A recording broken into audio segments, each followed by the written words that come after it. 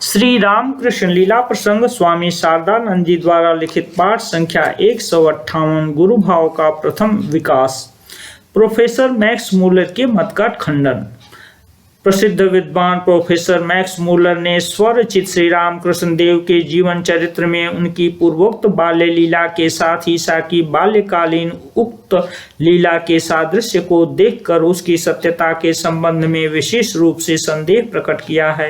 इतना ही नहीं अपितु कटाक्ष करते हुए उन्होंने यहाँ तक कहा है कि अंग्रेजी भाषा के अभिज्ञ श्री रामकृष्ण देव के शिष्यों ने अपने गुरुदेव की मर्यादा बढ़ाने के लिए ईसा की पूर्वोक्त बाल्य लीला के प्रसंग को जानबूझकर ही श्री रामकृष्ण देव के साथ जोड़ दिया है। मैक्स मूलर द्वारा इस प्रकार अपनी तीक्ष्ण बुद्धिमत्ता का परिचय दिए जाने पर भी हम विवश हैं, क्योंकि श्री रामकृष्ण देव की इस बाल्य लीला की बात हमने उनकी जन्मभूमि कामारपुकुर के अनेक वृद्ध व्यक्तियों के मुंह से सुनी है तथा श्री रामकृष्ण देव ने भी कभी कभी उस विषय को हम में से किसी किसी के समीप स्वयं व्यक्त किया है।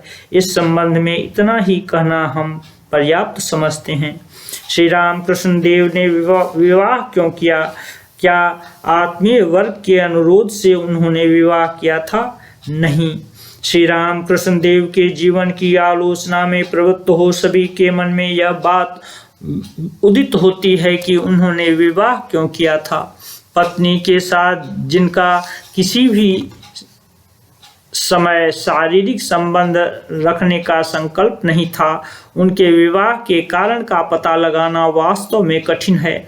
यदि यह कहा जाए कि यौवन में पदार्पण करते ही श्री रामकृष्ण देव भगवान भगवान करते हुए जब उन्मत्त प्राय हो उठे थे, उस समय उनके आत्मीय वर्ग ने बलपूर्वक उन्हें विवाह संबंध में आबद्ध कर दिया, तो इसके उत्तर में हमारा यह कहना है कि यह कोई बात ही नहीं है, क्योंकि बाल्यावस्था से ही कोई व्यक्ति उनसे बलपूर्वक कोई सामान्य कार्य तक नहीं करा पाया था। उनके मन में जब जिस कार्य को करने की अभिलाषा जागृत हुई, उसी समय किसी न किसी उपाय से निश्चित रूप से वे उस कार्य को संपन्न करते रहे। यज्ञोपवीत के समय लुहार कन्या धनी को भिक्षा माता के रूप में अंगीकार करने की घटना से यह बात स्पष्ट है। कामारपुकुर का सामाजिक बंधन कलकत्ते जैसा इतना शिथिल नहीं था कि लोग मनमाना आचरण कर सकते। श्री रामकृष्ण देव के माता पिता भी कम स्वधर्मनिष्ठ नहीं थे। किसी ब्राह्मण कन्या को भिक्षा माता के रूप में ग्रहण करने की वंशगत प्रथा भी वहां प्रचलित थी तथा बालक गदाधर के सभी अभिभावक इस बात के विरोधी भी थे कि वह बालक सर्वप्रथम किसी लुहार कन्या से भिक्षा ग्रहण करे। फिर भी एकमात्र गदाधर के आग्रह से ही धनी को भिक्षा माता बनना निश्चित हुआ। यह कम आश्चर्य की बात नहीं है। इसी तरह अन्य सभी घटनाओं से जब यह पता चलता है कि श्री रामकृष्ण देव की इच्छा तथा उनकी बातें सभी विषयों में सबके विपरीत भाव तथा इच्छाओं को सदा बदलती रही हैं, तब यह कैसे कहा जा सकता है कि उनके जीवन की इतनी बड़ी घटना उनके आत्मीय वर्ग की इच्छा तथा अनुरोध के बल पर हुई थी? भोग वासना के कारण क्या उन्होंने विवाह किया था? नहीं। विवाह के लिए कन्या ढूंढे जाने के समय श्री रामकृष्ण देव का कथन, विवाहार्थ कन्या तिनके से चिन्हित कर रखी हुई है, जाकर देख लो, अतः स्वेच्छापूर्वक उनका विवाह करना।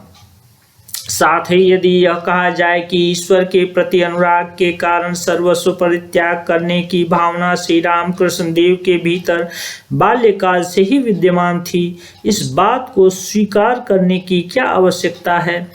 इस बात को स्वीकार न कर उसके बदले यदि यह कहा जाए कि साधारण मानवों की तरह विवाह आदि कर संसार सुख भोगने की इच्छा उनके अंदर पहले विद्यमान थी, किंतु यौवन में पदार्पण करते ही उनकी मानसिक गति का अकस्मात आमूल परिवर्तन हो जाने के कारण संसार से वैराग्य तथा ईश्वरानुराग की एक प्रबल आंधी उनके हृदय में प्रवाहित होने लगी और उससे वे इस तरह आत्मविह्वल हो उठे कि उनकी पहले की सब इच्छाएं सदा के लिए एकदम कहीं विलुप्त हो गईं।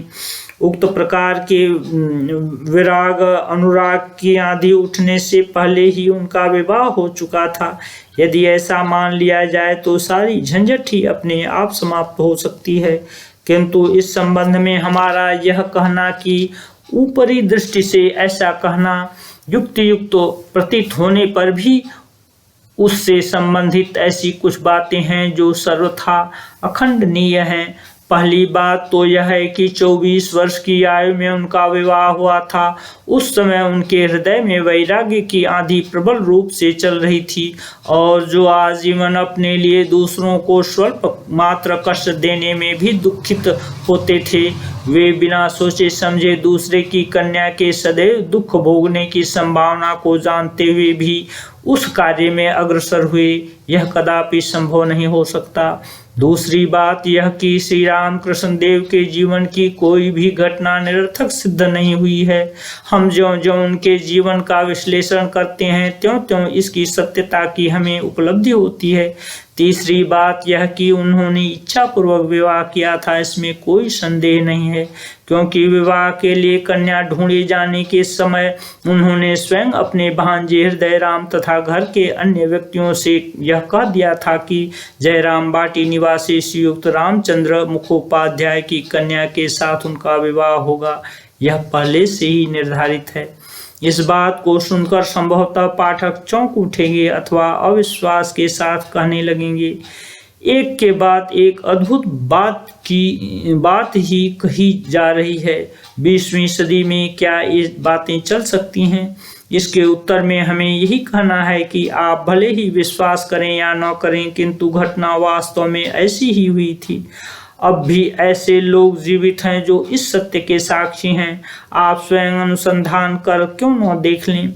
कन्या ढूंढते समय श्री रामकृष्ण देव के आत्मीय वर्ग को जब कोई कन्या पसंद नहीं आ रही थी, उस समय श्री रामकृष्ण देव ने स्वयं कहा था, अमुक गांव में अमुक की कन्या तिनके से चिन्हित कर रखी हुई है, जाकर देख लो। अतः यह निश्चित है कि श्री रामकृष्ण देव को यह स्पष्ट विदित था कि उनका विवाह होगा एवं कहाँ तथा किसकी कन्या से होगा। उन्होंने विवाह के बारे में कोई आपत्ति भी नहीं की थी। यह अवश्य है कि भाव समाधि के समय ही उन्हें यह बात विदित हुई थी। प्रारब्ध के भोग के निमित्त ही क्या श्री रामकृष्ण देव का विवाह हुआ था?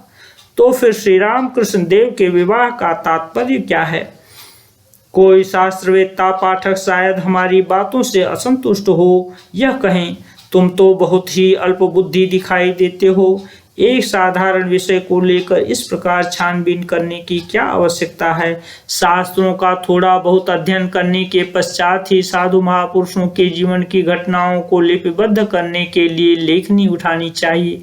शास्त्रों का कथन है कि ईश्वर साक्षात्कार या पूर्ण ज्ञान की प्राप्ति होने पर जीव के संचित तथा आगामी कर्मों का क्षय हो जाता है, किंतु पूर्ण ज्ञान प्राप्त करने के बाद भी जीव को उस देह में प्रारब्ध कर्मों को भोगना पड़ता है। किसी व्याध की पीठ पर बंधे हुए तरकस में कुछ बाण रखे हुए हैं, चलाने के लिए उसने एक बाण को हाथ में ले लिया है तथा वृक्ष पर बैठे हुए एक पक्षी को लक्ष्य कर उसने अभी अभी एक बाण छोड़ा है। उस समय अकस्मात मानो उसके मन में वैराग्य का उदय हुआ और उसने हिंसा न करने का निश्चय किया। हाथ के बाण को उसने फेंक दिया, पीठ पर रखे हुए बाणों को भी पृथ्वी पर पटक दिया, किंतु पक्षी को लक्ष्य कर जो बाण छोड़ा गया था उसे पुनः लौटा लाना क्या कभी संभव हो सकता है? पीठ पर रखे हुए बाण मानो उसके पूर्व जन्म के संचित कर्म हैं और हाथ का बाण आगामी कर्म है, अर्थात वह कर्म जो अब होने वाला है।